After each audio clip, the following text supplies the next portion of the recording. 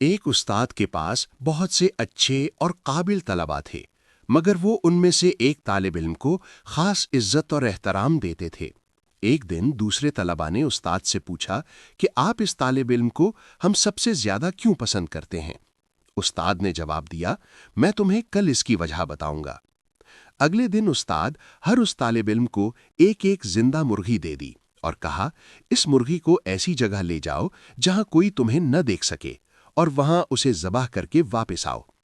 تھوڑی دیر بعد تمام طلباء اپنی اپنی مرغی ذبح کر کے واپس آ گئے، مگر استاد کا پسندیدہ طالب علم اپنی مرغی کو زندہ واپس لے آیا۔ استاد نے اس سے پوچھا، تم نے مرغی کو ذبح کیوں نہیں کیا؟ طالب علم نے ادب سے جواب دیا، استاد محترم، آپ نے فرمایا تھا کہ ایسی جگہ لے جانا جہاں کوئی مجھے نہ دیکھے۔ میں نے بہت کوشش کی مگر مجھے کوئی ایسی جگہ نہ مل سکی جہاں اللہ تعالیٰ مجھے نہ دیکھ رہا ہو۔ مجھے ہر جگہ یہ یقین تھا کہ اللہ مجھے دیکھ رہا ہے، اس لیے میں یہ کام نہ کر سکا۔ یہ سن کر استاد نے دوسرے طلباء کی طرف دیکھا اور فرمایا، میں اس طالب علم کو اس لیے زیادہ عزت دیتا ہوں کیونکہ اسے ہر وقت اس بات کا احساس رہتا ہے کہ اللہ ہر جگہ موجود ہے اور ہر عمل کو دیکھ رہا ہے۔ اسی احساس کی وجہ سے وہ تنہائی میں بھی گناہ نہیں کرتا۔